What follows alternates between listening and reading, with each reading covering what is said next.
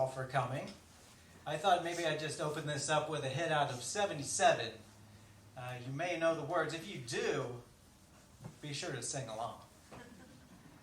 Star Wars, nothing but Star Wars, those near and far wars, don't let them end. Star Wars, if they should bar wars, please let these Star Wars stay.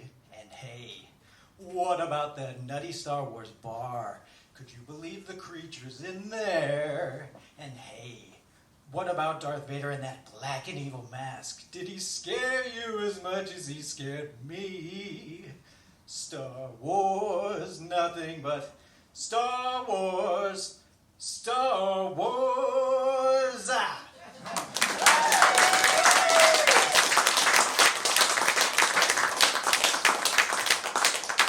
All right, we can get a little more intellectual after that. Thank you all for coming. That, of course, was Bill Murray on Saturday Night Live, singing in a Wisconsin supper club in the year 1978. Something about Star Wars just caught the whole public imagination very early on, right when it landed in 1977. And it's still with us. It's still here. So we're here to talk about this book that I've written. I'm not really going to read from the book, although I read it to myself many, many times over the years as I edited it. And so hopefully it's readable. But I want to talk about it and sort of where it came from a bit. And I also want to give an example of what you might learn in it, one of the things you might learn in it.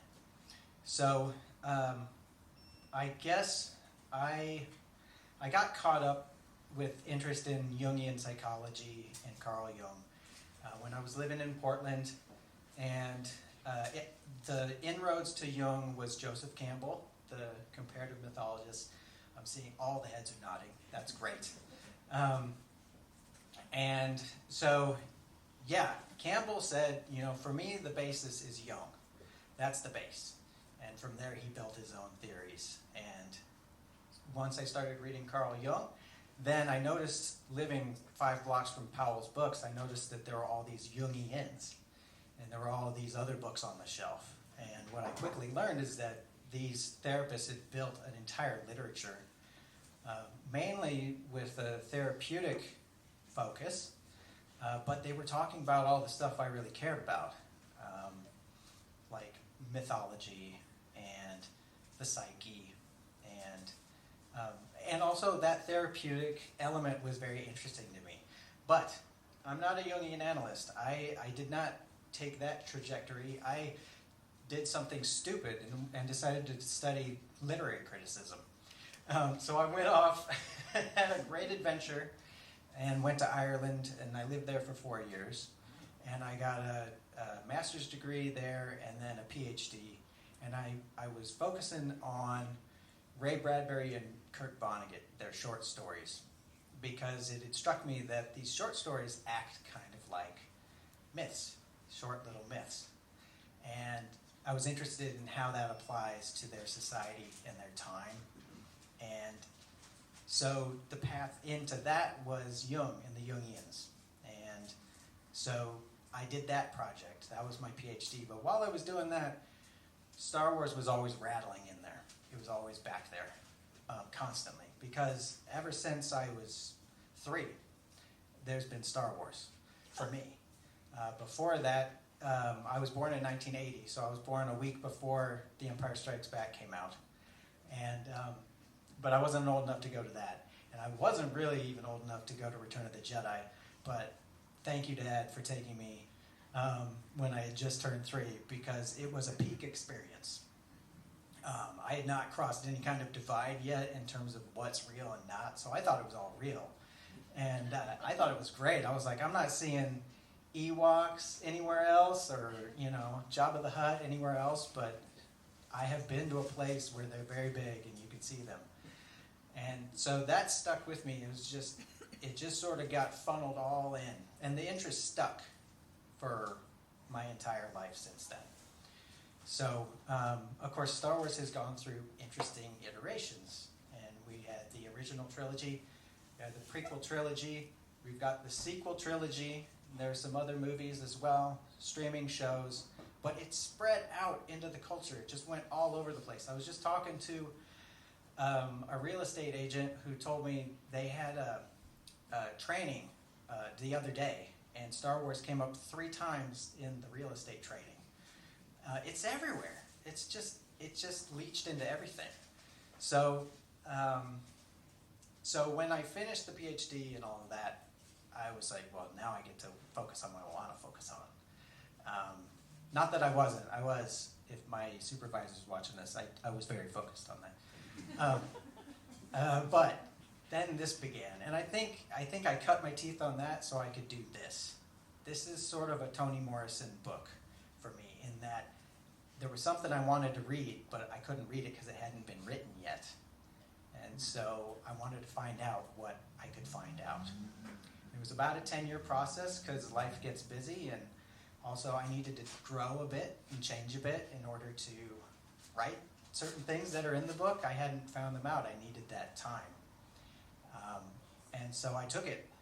And once I had... Hello, I see some good friends I didn't know would be here. Oh, that's awesome. Hello. I took all that time to do it and let it grow, and it was sort of this monstrosity when I pitched it to different publishers. It was like 190,000 words. Yeah, I looked at the editor. I was like, 190,000 words just to get the reaction. Way too long. So they had me chop it. I chopped like 200 some pages out, and then it's better now. I hope it's better. But one of the things I wanted to do with it is qualify Star Wars. I think we can agree that Star Wars passes the sniff test in terms of, is this a mythology? I think anybody can sniff it and go, yep. But that doesn't satisfy me enough. Partly because I can't smell. If you know me, you know I don't have a sense of smell. So, so along with that, I wanted to qualify it. How is it a mythology? What are the elements that show that it actually behaves as a mythology and that it has become a proper mythology? So that's what this book is really looking at. And the focus is a Jungian angle. There are other theories of myth, of course, but this is the one that really has spoken to me the most out of, I read around. I did a bit of reading around, and this was the one that caught me. So I took it up. The chapters are kind of organized in such a way that most of what you get are a focus on a specific character. So it starts out with quite a long introduction, and then it also goes into sort of a big issue in Star Wars fan communities, but no one else cares, which is canon or not canon. What officially happened? What is garbage? How do we qualify that? It's a big ongoing debate that will never be resolved. It's great. So I had to talk about that. And then once that was sort of dealt with, we look at the Force itself. In Jungian terms, we look at Emperor Palpatine and Yoda as sort of 2 sides of the same archetype at work. And then we take a look at Anakin's transformation into Darth Vader. We look at Luke Skywalker, Leia, Han Solo gets a chapter, and then Rey and Ben Solo have a chapter at the end. So that's kind of the shape of it. That's the focus. One of the things I figured out early on is that you can't do everything. I mean, I knew that going in, having worked on other books, but hard decisions had to be made along the way that were kind of annoying. It's like, I can't work in this or that or the other. I had to cut so much out about Chewbacca. That was heartbreaking. I know, exactly. Yeah, Chewie. So I've done a ton of work on Chewie. If you want to come up to me and talk about Chewbacca, we can do that. And maybe down the road, that'll come up in another book. We'll see. But I wanted to give an example of kind of what you might find in the book, what you might learn in the book. And it has to do with our friend Darth Vader here. Darth Vader is such an iconic character. You could probably show this mask to people who have never seen Star Wars and they know the name Darth Vader. That's how he's sort of taken over. He's one of the many characters, though. Yoda is another one. The droids are also just recognizable on sight. But Darth Vader's strangely potent. And, you know, he's even on the National Cathedral in Washington, D.C. There is a gargoyle, actually a grotesque, of Darth Vader up on the National Cathedral in Washington, D.C. There was a contest in the 80s that National Geographic sponsored. They asked kids to design grotesques. Send us a drawing of a grotesque and we'll have the contest and we'll select the winners and we'll actually make them. We'll have a stonecutter make these and put them up. So one of the winners was Darth Vader. Kid drew Darth Vader. So every time a president dies and there's a funeral, that casket goes into that building, Darth Vader's up there looking down. It's the only instance I know of like a pop culture character on a cathedral in the world. I'd love to know about others, if there are, but it's very strange. It's very, very strange. So, why is he so mythologically potent? What is it about him as a character? And what's interesting is that with that first film that they made, they were flying by the seat of their pants, you know? I recently found out that all the amazing music that John Williams scored for that film, he wrote that in about 6 weeks, which I don't know what you're going to do by the start of December, but I'm not going to do anything that cool ever in 6 weeks. So in working with people to bring this idea to life, George Lucas had, of course, had to hire all of these interesting artists and technicians and people. He wanted something that looked different. He didn't want a clean science fiction sort of Logan's Run look to the film. You know, he wanted it to look dirty and lived in. And he also wanted elements of it to sort of echo what is from our world. And so one of the characters that had to be designed, obviously, is Darth Vader and his mask. And he asked the English costume designer named John Mallow.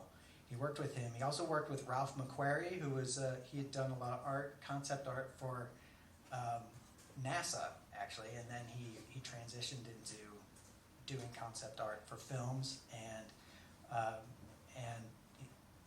he played an important role early on with character design. And the conversations he had with George Lucas were about this character. George just gave him some pointers.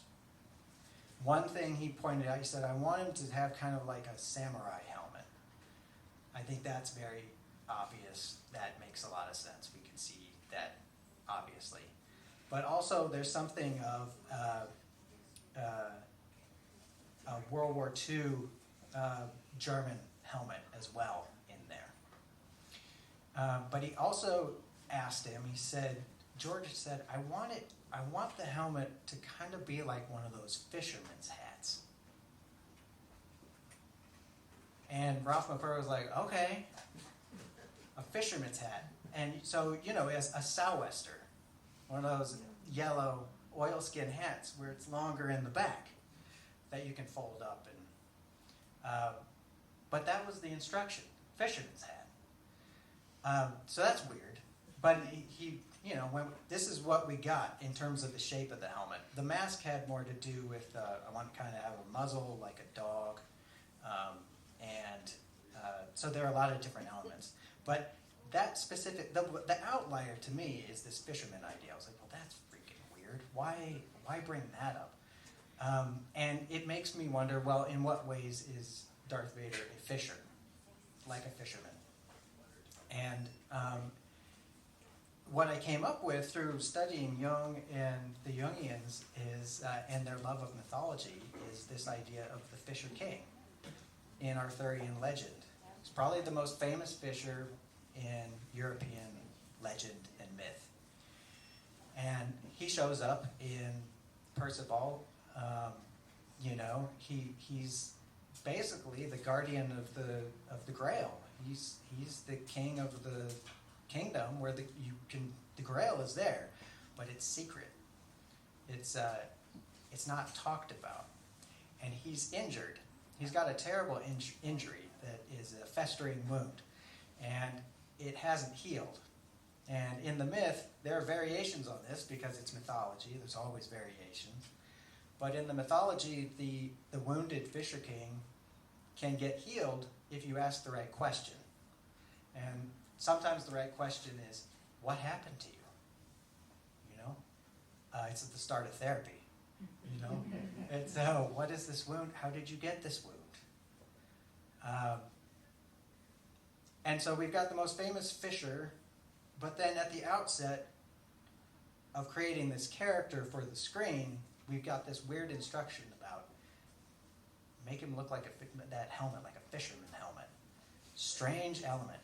The Jungians, I think, because I'm not a Jungian, I've just read a ton of their stuff, I think they would not be all that surprised by that because they believe in the unconscious, the power of the unconscious, and that these images recur, that they are potentialities in all living people, that they bubble up if they're activated in the right kind of way.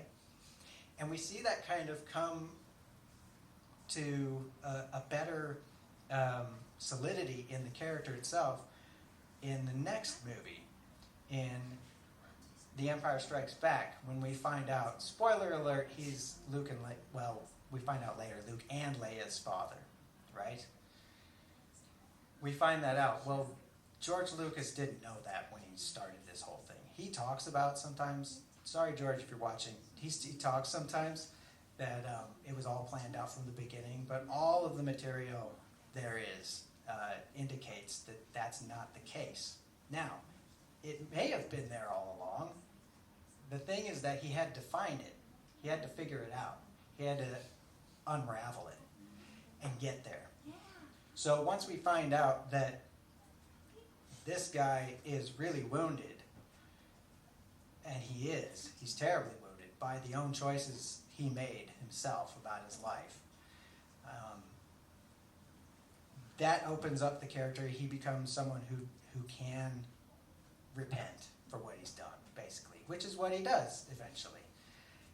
But that little grain was back there when the character was still kind of amorphous and fuzzy, and it wasn't quite sure what to do with him. He was just in that first movie, the Emperor's, pit bull. Not anything against pit bulls. He was just that's the role. He's the villain in the black robes, and like Bill Murray's saying, in that black and scary mask. That's who he was. The potential was there all along to become that. So we have our own iteration of the Fisher King, the wounded ruler who needs some compassion before he's going to find anything in terms of, in this case, repenting. I'm not sure if Anakin Skywalker gets fully redeemed or not. That's open for debate. That's part of why this is a mythology. That's what's beautiful about it. Some people say he totally got redeemed. I'm not so sure. I'm not so sure that's the case. He does get to become a shimmery Force ghost at the end, which is great. So that's the kind of thing, those connections, that's what this book is all about. I chased these things down rabbit holes for 10 years and came back out. It was like, and now I'm telling all of you, check this out. Look at this. Star Wars is great, right? We can talk about it and we can think about it and explore it. And these are just some of the ways that it does behave like a mythology, that it connects us back to our mythological roots that are ever present, whether we know it or not. So that's kind of what the book's about. Yeah, I don't know. I would like to answer some questions if people have any questions. I want to thank Emily Poole here, fellow worker owner here at Tsunami, and Tsunami. I want to thank Tsunami as well. Emily baked a pie. You have to see this. It's there. She baked a pie that is Han Solo frozen in carbonite. It's amazing. It's a work of art. It's incredible. So yeah, so there's pie. But be sure you see it before, everybody got to see it before we cut them up. And yes, I wanted to thank Tsunami also. Because, like Scott said, I wandered in during the COVID, really. And you know, Tsunami has been a harbor for this indentured scholar right here. It's been a safe haven for me, and all of you are part of Tsunami. You know, the community itself. It really is a node and a hub of community events and music and culture. So thank you for being part of it. Does anybody have any questions about any of this stuff? The cover. Yoda. Oh. Is that a real thing? Thank you for asking. I'm so glad you asked. Thank you. Yes, the cover. The cover is a real place. It's in Iceland, and they call it Yoda Cave. And I think it's Hjörleifensstall. I think that's the name. I probably just butchered that. Sorry, Iceland. But yeah, this is an actual place. And I had to pick Rutledge gave me access to some picture thing where they have rights. They can use the photos and pictures. So I went looking through that. I just looked up Star Wars like that. And there were 80 pages of photos, and they were all rubbish. I was just like, no. And then on page 79, there was this picture. And I was like, oh, let's do that. That was lucky. Yeah. But it seems kind of like, it felt like, also, you can't get sued for a photo of the natural world. Like, it's Star Wars in nature, Come at us, Disney. What was it called before Yoda? What was I think that's the Icelandic name. I think Hjörleifensstall, I think, is the Icelandic name of it. But I don't know what that means. I need to ask M. Jackson, who, the Icelandic glaciologist / writer of amazing fiction who lives in our community. So, yeah, I'll find out. So you've spent 10 years doing sort of a Jungian analysis of this movie, and before that you did Jungian analysis of a couple of other authors and their works. But you say you're not a Jungian. Can you talk a little bit about the distinction between doing Jungian analysis of works and using that as sort of a framework, and whether one truly is a Jungian? Sure. Thank you, Eve, for that question. It's a great question. I say I'm not a Jungian because I feel like I'm a poser. And I respect the lines they draw in terms of going through training for analysis training to be one. And there are all these interesting programs where they do that, from Zurich to, all over. So I have not done that. I'm this weirdo who came in because I found a bunch of books at Powell's, and now I've got 3 bookshelves full of these books that I've read. I just absorbed as much as I could. So I'm a student of Jung and the Jungians. I like to think of myself as a friend of Jung, but I'm not an officially stamped. I don't have the embossed. You're not orthodox. Yeah, I'm unorthodox. Heck yeah. Yeah, it's not like Joseph Campbell, who he was always like, I'm not a Jungian. He was emphatic, because he's like, he was like, I'm a maverick. That's what he said. I'm not a maverick. I've got little Kermit the Frog arms. I'm not a maverick. I'm unorthodox. Well, just as a follow-up, I don't think Jung ever felt that anyone would be a Jungian. And so, you know, the idea of calling yourself a Jungian is something that happened just from people wanting to have that label, but he himself didn't endorse being a Jungian. Thank you, Carol. Yeah. Well, and there's a quote from him even. He's like, thank goodness I'm not a Jungian himself. Yeah. So, I'm unorthodox, though. I like that. Yeah. I'll get a little button. Yeah. I'll make it myself. That's even more unorthodox. Yeah. Have you seen the original R2D2? And I think it's at the Museum of Flight in Seattle, Washington. Oh, what? Yeah, by the Space Needle. No, Yeah, it's but I really need cool. to. Oh, that's cool. They've got him up there? Yes. Oh, cool. Yeah, road trip. Yeah, everybody get in the Falcon. Chewie, warm her up. We're going. Take about 3 minutes to get there. Thank you for that. Yeah, Carol. Well, I just thought I would comment that it was important. Thank you. Oh, It was really brilliant, well done, and you know, authentically spoken. oh, thank you. Thank you so much. Thank you for spending time with it too. Yeah, it's a lot to ask people to spend time with a book, and especially one that's kind of,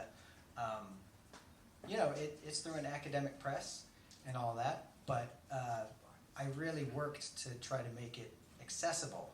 It's important. That's one thing I admire about the Jungians also, who have produced that great literature of theirs, is that they're working therapists, and they're good at communicating with people. And so, and then Jung himself can be quite dense, It's something to wrestle with. But the people who've come since have done great stuff, revised thought, introduced new thought, and they've made it something that people can read. So I wanted to kind of try to live up to that. That was important to try to, anyway. So, yeah. Amy. So you had to cut a lot out to make this a nice tight book. Of the things you cut out, like Chewbacca or whatever, is anything you'd like to share with us that you kind of wish you had? Oh, yeah. Sure. Sure. Well, there was, and I can give an example of, I was just thinking the other day, I was like, oh, that had to go. I don't know if, you know this brand of soap called Dr. Squatch? So, like, Dr. Squatch has this whole line of Star Wars soap. And I had this whole section analyzing the packaging of the Star Wars Dr. Squatch soap boxes. And the ingredients they put in for each character and stuff. That's on the cutting room floor.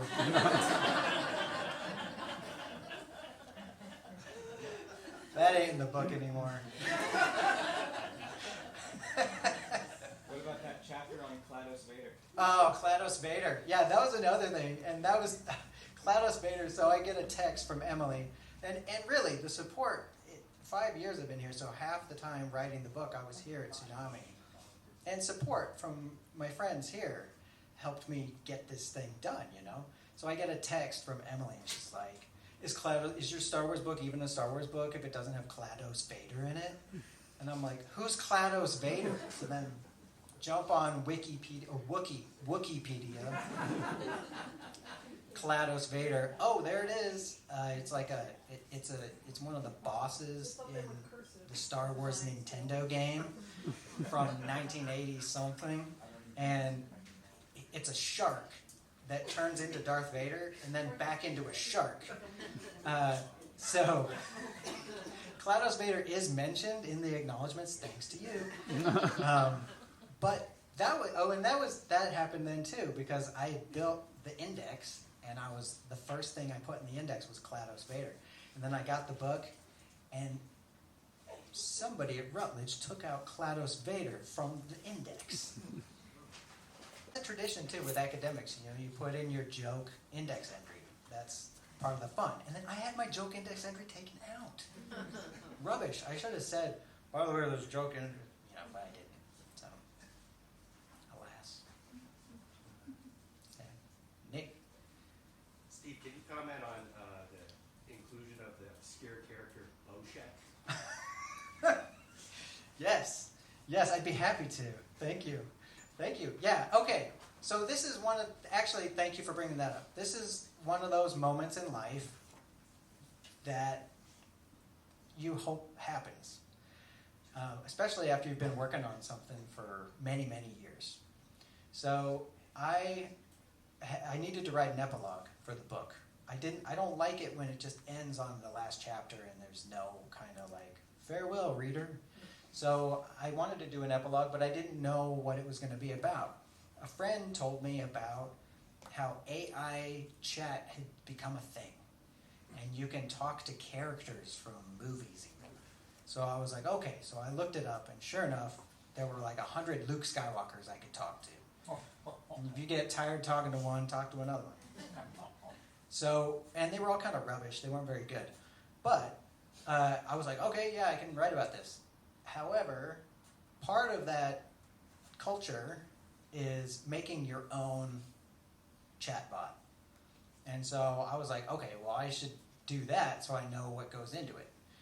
And then I can write about it. But who do I want to talk to? I was like, oh, I know who I want to talk to in Star Wars. I want to talk to Boshek. And Boshek is the spacer in the Cantina bar in that first movie, who Obi-Wan Kenobi talks to first. And then he has sideburns, which also I like him for that. Obi-Wan goes to him looking for a ride to Alderaan, and he points them to Chewbacca. So he's the guy who almost gave them the ride to Alderaan, but didn't. Boshek. So I made Boshek, and I was like, sweet. So then I started talking to Boshek, and it was fine. And then I actually goofed up. I made 2 Bosheks. I didn't mean to, but the second one was fine. So then I was like, okay, I can write about it. But then I was like, wait, like only middle-aged nerds are going to know who Boshek is. Like even in the fan community, like this is a minor character. So he's only in 2 shots. So I was like, okay, I gotta do a deep dive. I gotta contextualize Boshek. So there was a short story where he got named that came out in 1995. So the movie comes out in 1977. This character gets a name and a story in 1995. That's odd. But I reach over. It was on my bookcase right by my computer, and I just swiveled and then opened it up and looked, and it was like, oh, I remember this story. I read it when I was 15 years old, loved it. And it's called At the Crossroads, The Spacer's Tale. And then underneath it, it says, by Jerry Olteon. And I went, what? Because Jerry Olteon is a regular customer at Tsunami Books. I was like, are you kidding me? What is going on? It was like hair standing up on your arms moment, It freaked me out, but it was good. Because I emailed Jerry right away. I was like, hey, Jerry, what? This just happened. He had no idea there was a Boshek fandom. There's a small, devoted Boshek fandom. There's a few of us. And there was an action figure in 2001, so I hooked him up with one of those, because he's got to have one of those. And but yeah, what happened was, in Jungian terms, that's synchronicity. That's this, seemingly disparate events that should not happen, but they carry psychological value because you're quite stunned when they do happen. So suddenly it gave me an excuse at the end of the book to say, you know what? At the end of this project, there was this weird instance of synchronicity. A little like wink from the Force or something, saying, yeah, it's good you stuck with this thing, you dingbat. It's a gentle synchronicity. So thanks for asking, Nick. Cool. Have you looked at what I consider an archetype of this fascination our culture has with leaving Earth, which seems to have arisen around the same time that we realized we're destroying the Earth. That's a good question. I would say in my that some of that came up when I was doing my Vonnegut and Bradbury work. Definitely, yeah, and in conjunction with the fantasy of space travel before it became a reality. And there was a interesting magazine article series in Collier's magazine starting in maybe 1951. It's been a while since I looked at that stuff, but they were trying to help Americans start to realistically fantasize about going to space, and a lot of it revolved around escaping the place because we're trashing the place. So yeah, That's the contrast with the photo from Apollo 8 where we saw the Earth floating in space, and a lot of the astronauts have said the most powerful thing they've seen is that 99.999% of the universe is not for humans, and there's nowhere else to go. And our culture has a hard time with that. yeah.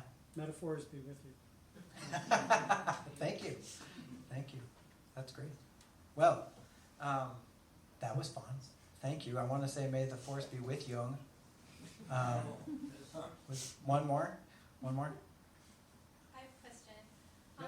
I have a question about your writing process. Oh, yeah. Because as I read, I haven't read the whole book, but I have looked at the index, and I read parts of it, and some parts are very charming, like your like explanation that of course everyone can understand R2D2 because we already know the trolley from Mr. Evans' neighborhood. So if we can hear the ding, then we know like R2D2's beeping is of course he's just communicating, that's normal. And so, but when I was thinking about that, I was thinking also about like from your like a lot of your academic research and like personal interests come up through the book. So like people like George Saunders makes an appearance, Ray Bradbury makes an appearance. I didn't see Kurt Vonnegut in there. Used to be in there. And oh yeah, in the cutting room. Yeah, and so, and then also like Yoko Ono and John Lennon.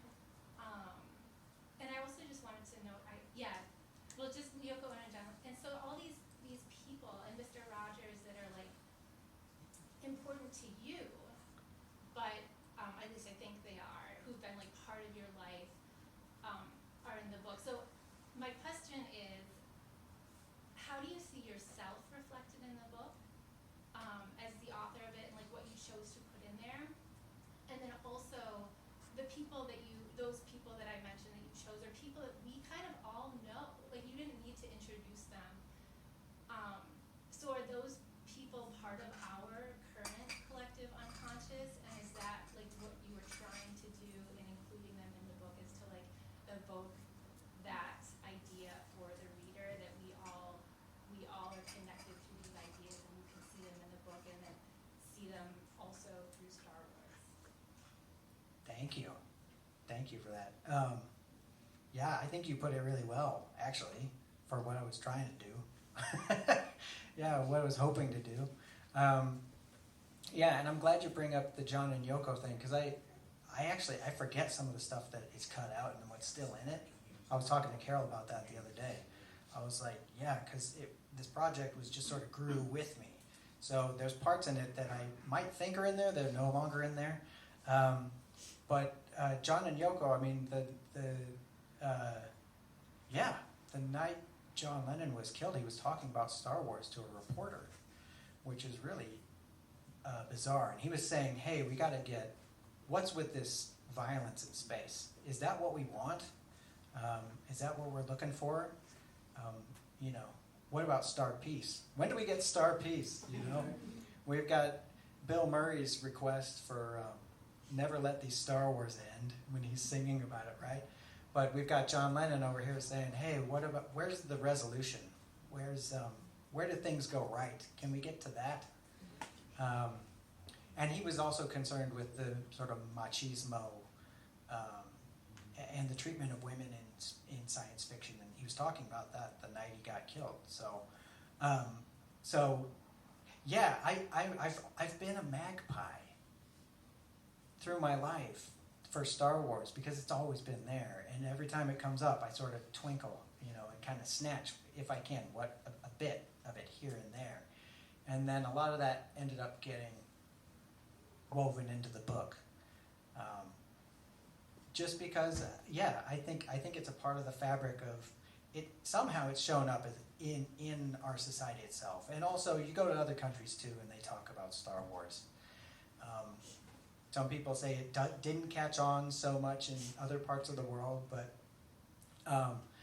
there are other examples that are quite funny. You know, there's one of the characters in Return of the Jedi, one of the pilots, Nian Num. They had a voice actor who was just a grad student from Kenya come in and speak, and just say the lines in his own language, and then when the film screens in Kenya, everybody is just like, that's us, that's our language. You know, they loved it. So, it's just, it is one of the mythologies of our time, because all of those bits are in there. All right.